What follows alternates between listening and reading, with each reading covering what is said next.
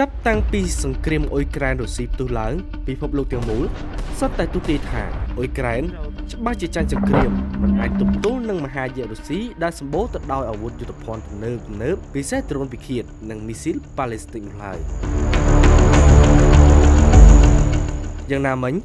ចាប់តាំងពីរុស្ស៊ីបញ្ជូនទ័ពចូលទឹកដីអ៊ុយក្រែននាថ្ងៃ24កុម្ភៈ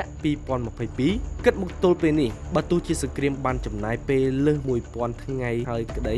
ហើយបើទោះជាកងទ័ពរុស្ស៊ីបានរុករលយ៉ាងខ្លាំងគ្រប់គ្រងទឹកដីអ៊ុយក្រែនជាច្រើនក៏ពិតមែនប៉ុន្តែมันមានសញ្ញាណាមួយដែលបង្ហាញពីភាពចាញ់របស់អ៊ុយក្រែនក្នុងសង្គ្រាមនេះនៅឡើយដែរស្ថានភាពសង្គ្រាមរវាងអ៊ុយក្រែននិងរុស្ស៊ីក៏លេចទៅមើលបច្ចុប្បន្នភាពហាក់មិនមានការវិវត្តទៅមុខខ្លាំងក្លាដោយពេលចាប់ផ្ដើមនៅឡើយដែលហេតុផលអាចដោយសារសហរដ្ឋអាមេរិកដែលជាបង្អែកជំនួយដ៏ធំបំផុតរបស់អ៊ុយក្រែនកំពុងត្រៀមផ្លាស់ប្ដូររដ្ឋាភិបាលថ្មីដឹកនាំដោយលោកដូណាល់ត្រាំជាមនុស្សគេដឹងថានឹងបង្ខំឲ្យអ៊ុយក្រែនឲ្យចរចាបញ្ចប់សង្គ្រាមជាមួយរុស្ស៊ីឆាប់បំផុតតាមដែលអាចធ្វើទៅបានយ៉ាងណាមិញក្រឡេកទៅមើលទស្សនវិជ្ជាសង្គ្រាមកន្លងមកមិនមែនរុស្ស៊ីខ្សោយទើបមិនអាចយកឈ្នះអ៊ុយក្រែននោះឡើយខណៈមូលហេតុពិតប្រាកដគឺអ៊ុយក្រែនទទួលបានជំនួយយ៉ាងច្រើនសន្ធឹកសន្ធាប់ពីលោកខាងលិចពិសេសសហរដ្ឋអាមេរិកដោយសរុបមកទល់ពេលនេះមានប្រមាណជាង$380,000,000អាមេរិកហើយជំនួយទាំងនោះភាគច្រើនជាជំនួយសភាវុធយោធាដើម្បីប្រើប្រាស់ប្រឆាំងកងទ័ពរុស្ស៊ី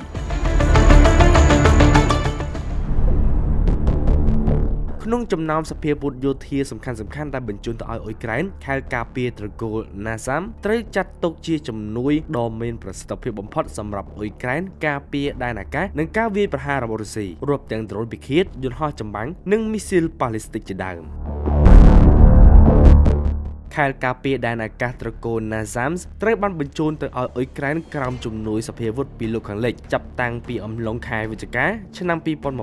កម្លេះហើយវាបានដើរតួយ៉ាងសំខាន់និងជោគជ័យជាច្រើនក្នុងការបាញ់ទម្លាក់ដ្រូនពិឃាតនិងមីស៊ីលប៉ាឡេស្ទិករបស់រុស្ស៊ីដែលចូលមកវាយប្រហារទឹកដីអ៊ុយក្រែនតាមដែនអាកាស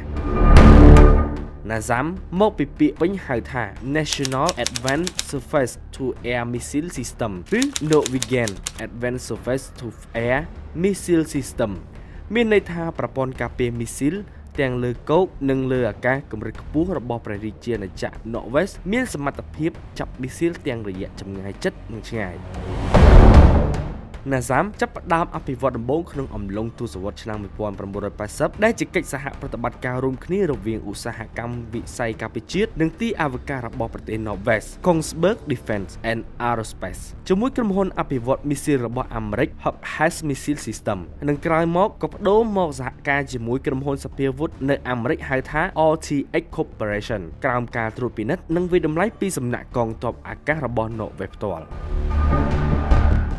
ការអភិវឌ្ឍជំហានដំបូងណាសាមគឺគ្រាន់ជាប្រព័ន្ធការពារបាញ់ចេញពីដែនគោកប៉ុណ្ណោះដោយប្រើប្រាស់មីស៊ីលប្រភេទ AIM-120 AMRAAM ជាមីស៊ីលកម្រិតខ្ពស់ក្នុងរយៈចម្ងាយមធ្យមនិងដាក់ប្រើប្រាស់ជាផ្លូវការចាប់តាំងពីឆ្នាំ1997មកម្លេះ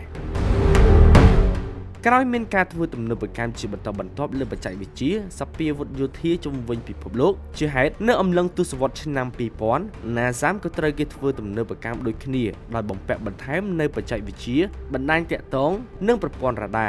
ដែលអនុម័តដោយ NATO ហៅថា Link 16ជំរុញប្រសិទ្ធភាពបាញ់ចាប់គោលដៅកាន់តែឆ្ងាយនិងប្រសើរជាងមុនហៅថា NASAM ចំនួនទី2ដាក់ឲ្យប្រតិបត្តិការជាផ្លូវការអំឡុងឆ្នាំ2007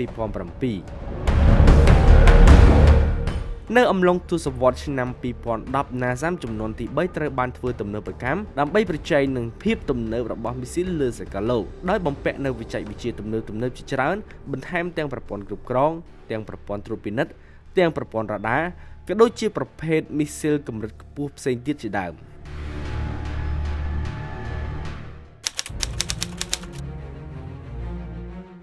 ខែតុលាឆ្នាំ2021ក្រុមហ៊ុនអភិវឌ្ឍសភាវុធនៅអាមេរិក Raytheon ដែលជាបុត្រសម្ព័ន្ធរបស់ RTX Corporation បានប្រកាសបន្តធ្វើទំនើបកម្មលើខែលការពារត្រកូល NASAM បន្ថែមទៀតជាមួយការដំឡើងប្រព័ន្ធរ៉ាដាកម្រិតខ្ពស់ហៅថា Ghost IMR ដែលជាប្រព័ន្ធដ៏ទំនើបត្រូវអាមេរិកបំពាក់លើខែលការពារកំពូលរបស់ខ្លួនហៅថា MIM-104 Patriot ជំរុញប្រសិទ្ធភាពចាប់និងបាញ់កំទេចគោលដៅកាន់តែឆ្ងាយជាងមុន លើពីនេះកាលពីអំឡុងឆ្នាំ2022ក្រុមហ៊ុន Raytheon បានបំពាក់បន្ថែមប្រព័ន្ធសភាវុធថាមពល laser កម្រិតខ្ពស់ហៅថា HALF ដើម្បីផ្ដល់ភាពងាយស្រួលបាញ់កំទេចដ្រូនពិឃាន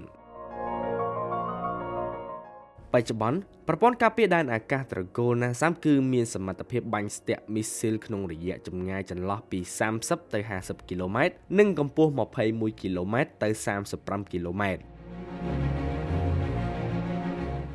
ខែលការពារដែនអាកាសប្រភេទនេះគឺពេញនិយមខ្លាំងនិងមានប្រវត្តិដ៏អស្ចារ្យជាច្រើនចាប់តាំងពីទសវត្សរ៍ឆ្នាំ2000ជាក់ស្ដែងប្រព័ន្ធការពារមីស៊ីល NASAMS ជាច្រើនត្រូវបានដាក់ពង្រាយការពារមូលដ្ឋានទ័ពអាកាសអាមេរិកទូទាំងរដ្ឋធានី Washington គណៈអំឡុងឆ្នាំ2005ពេលដែលអតីតប្រធានាធិបតីអាមេរិក George W. Bush ស្បត់ចូលកាន់តំណែង NASAMS ត្រូវគេដាក់ពង្រាយនៅសេតវិមានថែមទៀតផង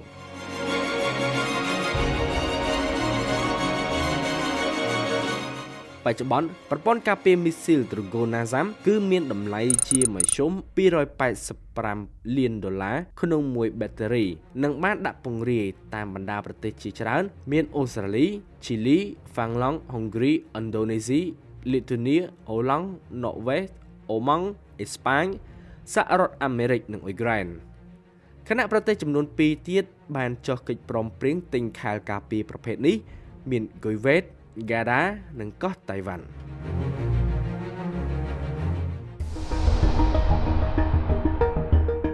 សម្រាប់កិច្ចប្រតិបត្តិការការពារដែនអាកាសនៅអ៊ុយក្រែនចាប់តាំងពីមានវត្តមានខែលការពារត្រកូល NASAMS មកអ៊ុយក្រែនហាក់មានភាពជឿជាក់ច្រើនក្នុងការទប់ស្កាត់ពីការវាយប្រហារតាមដែនអាកាសដោយរុស្ស៊ីគណៈមន្ទីរបញ្ចកោដ្ឋអាមេរិកធ្លាប់លើកឡើងថាកាលពីថ្ងៃទី15វិច្ឆិកា2022ខែលការពារ NASAMS បានទប់ស្កាត់មីស៊ីលរុស្ស៊ីបាន 100% ឯណោះរីឯប្រធានាធិបតីអ៊ុយក្រែនលោក Volodymyr Zelensky ក៏ធ្លាប់បានលើកឡើងថាខែលការពារ NASAMS បាញ់ចេញ10លើកកំទេចមីស៊ីលនិងដ្រូនរុស្ស៊ីបានទាំង10លើក